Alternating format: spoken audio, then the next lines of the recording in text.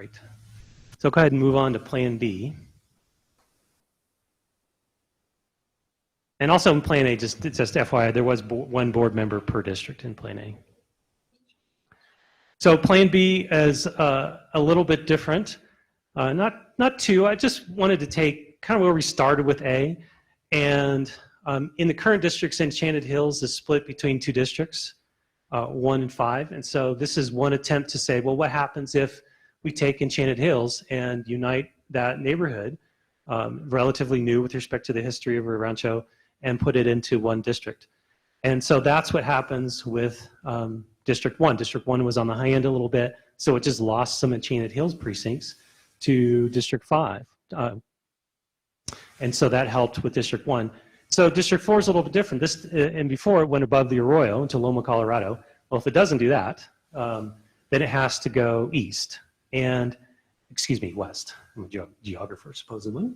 And so District 4 does go west to Unser and picks up a couple neighborhoods around Nicholas. And so that instead of 4 going north and into District 3, it just goes west, north of Southern, over to Unser. And it just adds a couple precincts. If you said that area around Nicholas is considered a single community, then maybe this puts all of that area into a single district. So that's what happens to District 4. So District 3, in the previous plan, we used District 4 to take that population south of 19th and east of Golf Course. And so we also added that into District 4 this time around as well. The difference here is what President Galbraith mentioned a little bit earlier, is that in Plan B, District 4 is now on the upper end of plus or minus 5%. So if that's a concern, then District 4, at least with this alignment, might take care of that particular concern. So District 3 lost a little bit to 4, and it also lost one neighborhood to help with the population balance between Districts 2 and 3. And so 2 does take a little bit of District 3 down to Arkansas.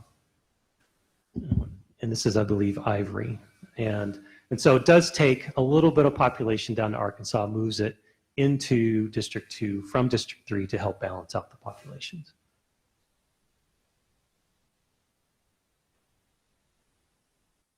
So District 5 was a little bit on the high end today in your current districts. Well, we just added more population to it, and in Enchanted Hills. So now it's even larger with respect to population.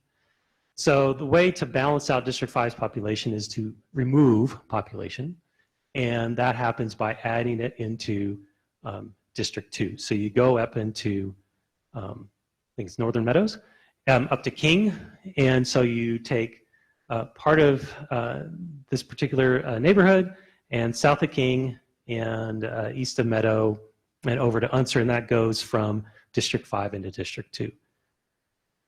So it's a decent amount of population. The other change that has to happen with respect to 2 and 5 is that this huge precinct goes and moves into District 2. Interestingly, the population, there's almost nobody living north of Paseo de Volcano, a little north of the high school, really.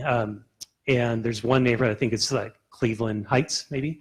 And that is just on the northern side of Paseo de Volcán, right next to the high school. And that's where the population is in this precinct north and south of Paseo. So it looks like it's a really large precinct, but all the population's in one part.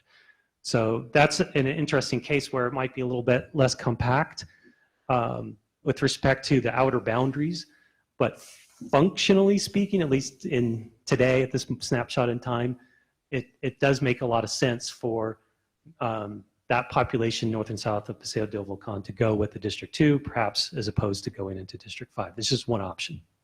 So that's what happens with Districts 2 and 5. So with respect to the deviations, District 4 is on the high end, and all the others are either right around 0 or below 0 in the negatives.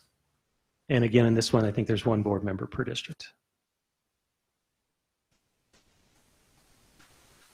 Okay, that's Plan B.